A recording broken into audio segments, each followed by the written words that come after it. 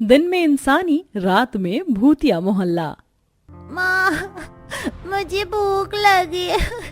मुझे खाना चाहिए माँ। अरुण बेटा, रोते नहीं। तुझे पता है ना, हमें खाना रात के समय ही मिलता है। रात तक सब्र कर ले बेटा, हमारे इस मोहल्ले में कहीं ना कहीं से खाना जरूर आ जाएगा। नहीं, मुझे अभी खाना चाहिए। तभी एक बूढ़ी महिला वहां आती है। अरुण बेटा, हम लोग तो केवल रात के समय ही खाना खाते हैं। तुम्हारे बाबा और मोहल्ले के कुछ लोग गए हैं ना खाना लाने। देखना, रात तक वो हम सबके लिए कई सारा खाना लेकर आएंगे। ये छोटा बच्चा अरुण अपनी माँ जानकी के साथ इस मोहल्ले में रहता है। इस मोहल्ले का नाम अनोखा मोहल्ला है, जहाँ केवल 10 से 12 घर ही स्थित हैं। इस मोहल्ले में कई सारे निवासी अपना जीवन बिता रहे थे। यहाँ से थोड़ी दूरी पर ही एक मोनपुर गांव है, जहाँ कई सारे निवासी अपना जीवन बिता रहे थे।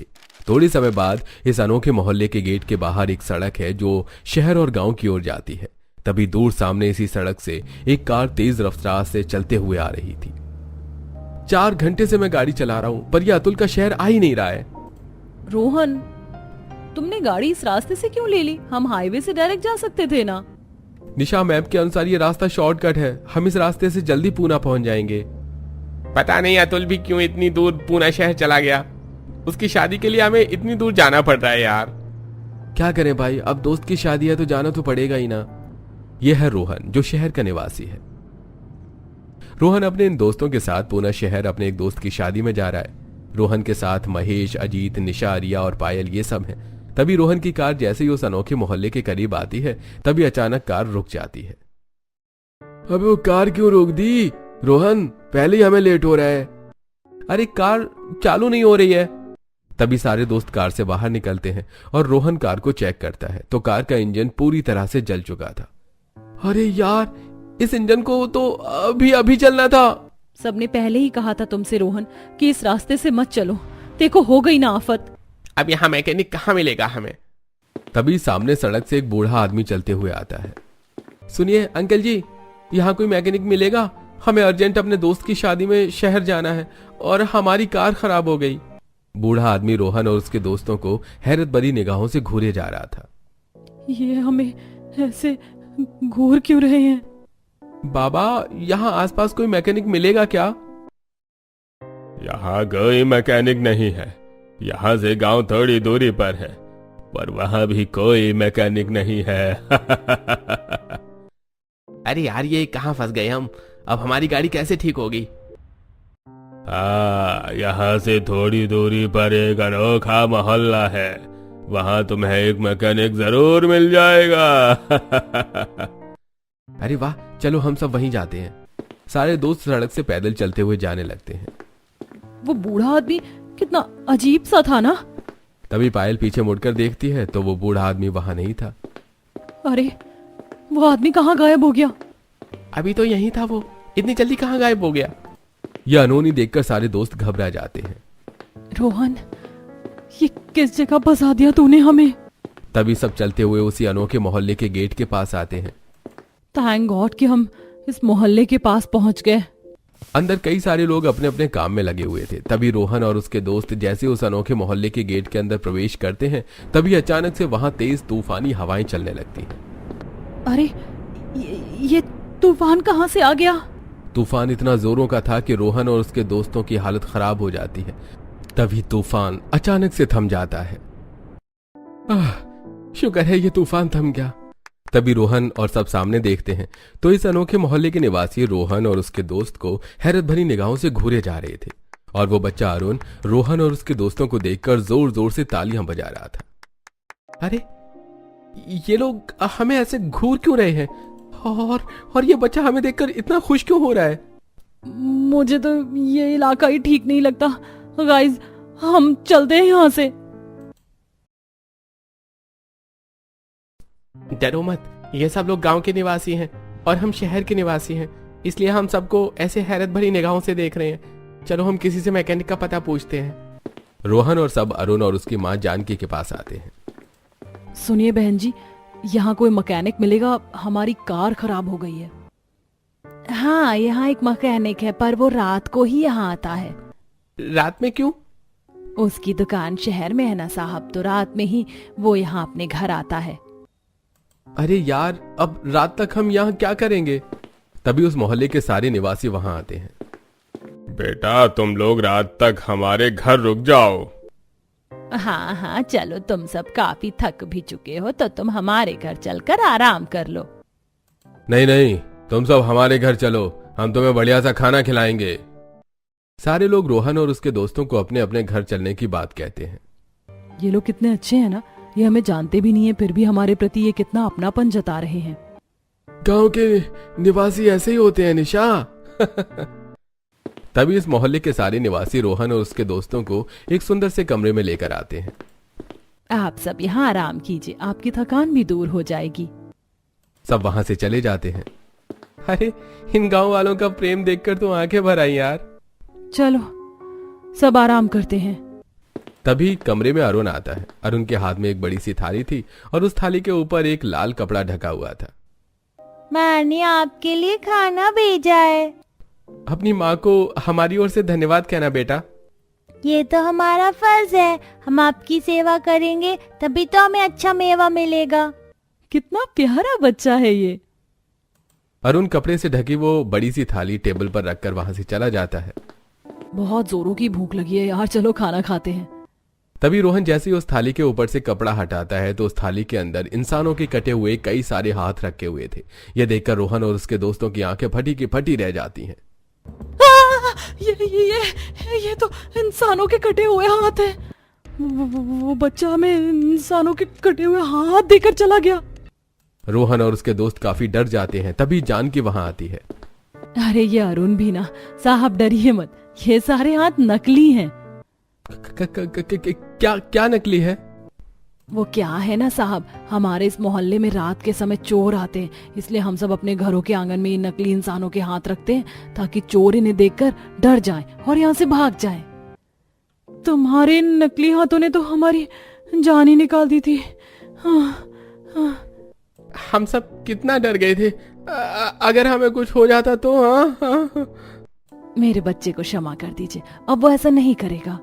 तभी जानकी वो सारे हाथ लेकर वहां से चली जाती है। तभी रोहन और सब सो जाते हैं। थोड़े समय बाद जब रोहन और सबकी आंख खुलती है तो वो जिस कमरे में थे वो कमरा अचानक से एक खौफनाक खंडहर कमरा बन चुका था। ये कहाँ आ गए हम?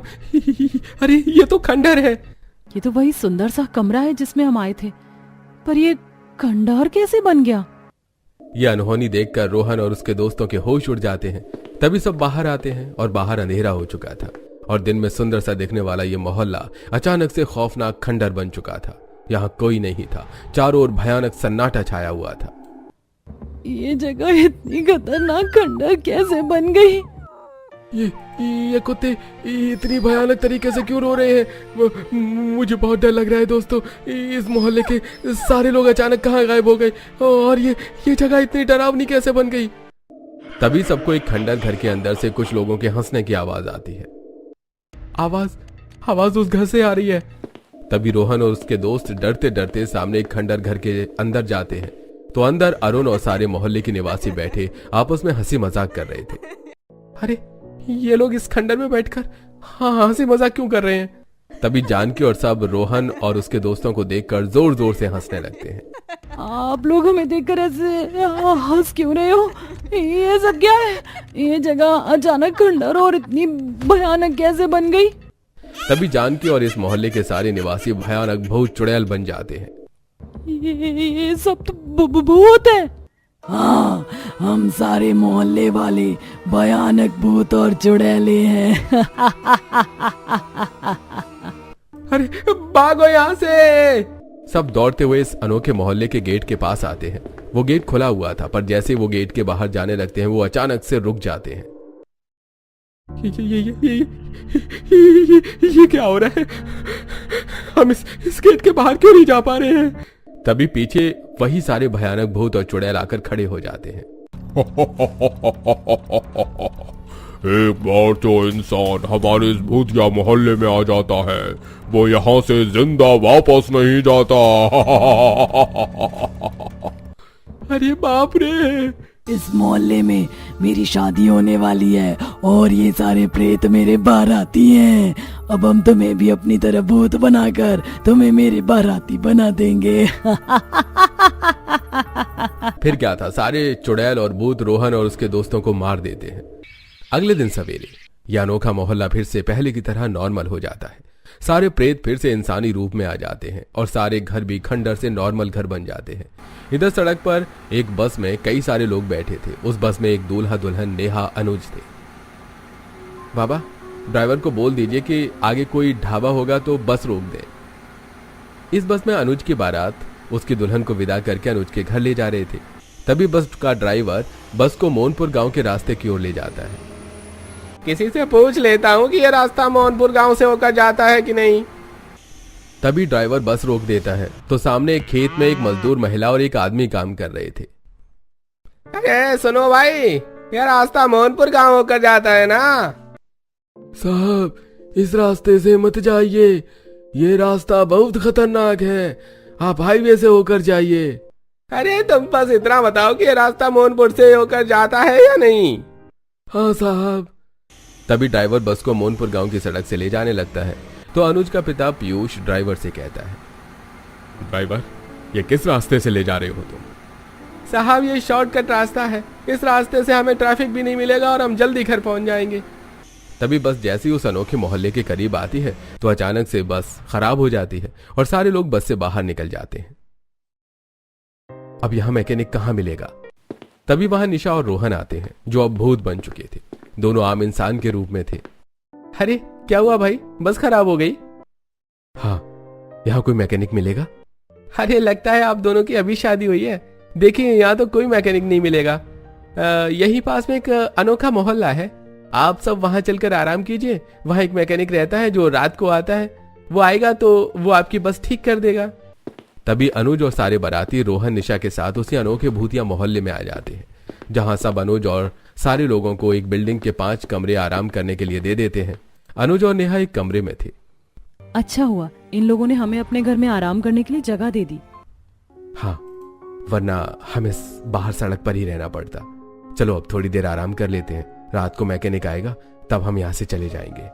दोनों बेड पर लेट जाते हैं। शाम के 6 बजे अनुज के मोबाइल पर उसके दोस्त विनय का कॉल आता है। विनय शहर में अपने कमरे में था। तभी अनुज कॉल उठाता है। अनुज, कहाँ हो तुम सब? तुम अब यहाँ तक पहुंचे क्यों नहीं?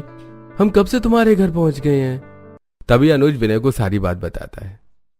वो तो अच्छा हुआ इन अनोखे मोहल्ले वालों ने हमें अपने घरों में आराम करने के लिए जगह दे दी। तुम्हें दूसरे रास्ते से आना ही नहीं चाहिए था। खैर चल, जैसे ही तुम वहां से निकलोगे मुझे कॉल कर देना। विनय कॉल कट कर देता है। ये बस ड्राइवर भी ना, चलो देखता हूं आखिर कहाँ है ये मोहनपुर गांव का अनोखा मोहल्ला। तभी विनय अपने मोबाइल में इंटरनेट पर मोहनपुर गांव के उस अनोखे मोहल्ले की हिस्ट्री और लोकेशन चेक करता है तो उसके सामने एक आर्टिकल आता है जिस पर लिखा था मोहनपुर गांव का भूतिया अनोखा मोहल्ला। ये पढ़कर विनय की आंखें फटी की फटी रह जाती हैं। भूतिया मोहल्ला? ये क्या लिखा है इसमें? बहुत समय पहले की बात है। मोहनपुर गांव की एक लड़की मधु अपने गांव से थोड़ी दूरी पर स्थित एक अनोखे मोहल्ले के निवासी अभय से प्रेम करती थी। एक दिन अभय मधु को भगाकर अपने मोहल्ले में लेकर आता है। अभय, ये सब क्या है? मधु के पिता मोहनपुर गांव के मुखिया हैं। अगर उन्हें पता चला कि तुम मधु को ऐसे भगा कर लाए हो तो वो तुम्हें मार देंगे। दीदी, मैं अभय जी से प्यार करती हूँ और इन्हीं से शादी करना चाहती हूँ, पर बाबा मेरी शादी किसी और से करवाना चाहते, इसीलिए अभय जी और मुझे अभी शादी करनी होगी। मैं मधु के बिना नहीं रह सकता, मेहरबानी करके हमारी सहायता कीजिए। चिंता मत करो बेटा, हम तुम्हारी शादी इसी समय करवाएंगे। मधु अभय नाम के इस लड़के से प्रेम करती थी और अभय मोहनपुर गांव से थोड़ी दूरी पर इस अनोखे मोहल्ले में रहता था। तभी अनोखे मोहल्ले के सारे निवासी मधु और अभय की शादी की तैयारी कर देते हैं। अब जैसे ही मंडप में मधु और अभय की शादी होने लगती है तभी वहां मोहनपुर गांव का मुखिया बलराम, जो मधु का पिता है, वो कई सारे गांव वालों के साथ वहां आता है और सभी लोगों के हाथों में बड़ी बड़ी लाठियां थी। अरे रोक दो ब्याह। अरे बाप रे, बाबा आ गए। तेरी इतनी हिम्मत लड़के कि तू मेरी बेटी को यहाँ भगा कर ले आया। अरे गांव वालों, मारो इस लड़के को। अबे को हाथ लगाने से पहले तुम्हें हमसे निपटना होगा। अरे गांव वालों, इन सारे लोगों को घरों में बंद कर दो। सभी वहां लोगों में हाथापाई शुरू हो जाती है और बलराम के सारे आदमी इस मोहल्ले के सारे निवासियों को उनके घरों में बंद कर देते हैं और सारे घरों को आग लगा देते हैं। इस अभय को भी आग में फेंक दो। तभी बलराम के आदमी जैसे अभय को आग में फेंकते हैं तो मधु भी उसके साथ आग में कूद जाती है और इस अनोखे मोहल्ले के सारे निवासी आग में जलकर मर जाते हैं। उसके बाद से यहाँ के सारे निवासी आग में जलकर मरने की वजह से भयानक भूत चुड़ैल बन जाते हैं, जिसके बाद ये सब दिन में आम इंसानों की तरह इस मोहल्ले में रहते हैं और रात को अपने असली भूतिया रूप में आकर बाहर से आए लोगों को मारते जाते हैं। अरे बाप रे, अनुज और सब किस भयानक जगह पर अटक गए। मुझे अनुज को तुरंत इस अनोखे भूतिया मोहल्ले की सच्चाई बतानी होगी। विनय अनुज को कॉल करता है। इधर अनुज और नेहा उस कमरे में गहरी नींद में सोए हुए थे। अब विनय बार बार अनुज को कॉल करता रहता है। अनुज, मेरा फोन क्यों नहीं उठा रहा है? उन सब की जान खतरे में है। रात के 8 बजे अनुज और नेहा नींद से जागते हैं। तभी अनुज अपना मोबाइल देखता है। विनय के इतने सारे कॉल। तभी अनुज विनय को कॉल करता है तो विनय अनुज को उस भूतिया अनोखे मोहल्ले की सारी सच्चाई बताता है। क्या? हाँ भाई, तुम सब जल्दी वहां से निकलो। तभी इधर दूसरे कमरों में सारे चुड़ैल और भूत अनुज के परिवार वालों पर हमला कर देते हैं। सबकी चीखती दर्दनाक आवाजें सुनकर नेहा और अनुज कमरे में खड़े डर के मारे कांपने लगते हैं। ये कहां फंस गए हम? भगवान जी, हमें इन भूतों से बचा लीजिए। हमें मरना नहीं है, भगवान जी, हमें बचा लीजिए। अनुज जी डरिए मत। मेरे गले में ये जो धागा है ना, ये मुझे एक बहुत बड़े तांत्रिक बाबा ने दिया था। बचपन में मुझ पर एक भूत का साया हावी हो गया था, तब से ये धागा मेरे पास है। तभी नेहा उस धागे को निकालकर उसके 2 टुकड़े करती है और एक हिस्सा अनुज के हाथ पर बांधती है और दूसरा अपने हाथ पर। अब इस चमत्कारी धागे की वजह से ये सारे भूत हमारा कुछ नहीं कर पाएंगे। तभी दोनों कमरे से बाहर आते हैं तो बाहर उनके परिवार वालों की लाशें पड़ी थी, जिन्हें भूत और चुड़ैलों ने मार दिया था। ये क्या हो गया? भागो नेहा। दोनों दौड़ते हुए बाहर आते हैं तो बाहर उनके सामने सारे भूत और चुड़ैल सब खड़े थे। अरे, इतने सारे भूत, इतने सारे भूत, इतने सारे भूत। तुम्हारे साथियों को तो हमने मौत के मुंह में पहुंचा दिया है, अब तुम्हारी बारी है। तभी एक भूत जैसे ही दोनों पर हमला करता है तो उनके करीब आते ही वो भूत हवा में उड़कर दूर पीछे जा गिरता है। ये क्या हो रहा है? अनुज जी, इस चमत्कारी धागे की शक्ति से ये भूत हमारा कुछ नहीं कर पाएंगे। भागिए यहाँ से अनुज जी। तभी दोनों गेट की तरफ भागने लगते हैं और सारे भूत उनके पीछे भाग रहे थे। पकड़ो इन्हें। भागिए अनुज जी। तभी दोनों जैसे ही गेट के करीब आते हैं तो एक भूत अनुज को एक लोहे की सरिया फेंक कर मारता है, जिसके बाद वो सरिया अनुज के पीठ में घुस जाती है और अनुज जैसे ही नीचे गिरता है तो उसके हाथ से वो चमत्कारी धागा खुलकर उड़ जाता है और नेहा गेट के बाहर निकल जाती है। अनुज जी, उठिए जल्दी, अनुज जी। तभी एक चुड़ैल अनुज का पैर पकड़ लेती है। अनुज जी। भागो, भागो नेहा, यहाँ से भागो। तभी सारे भूत चुड़ैल अनुज को मार देते हैं। ये देखकर नेहा वहां से भागने लगती है और सारे भूत चुड़ैल नेहा के पीछे भागने लगते हैं।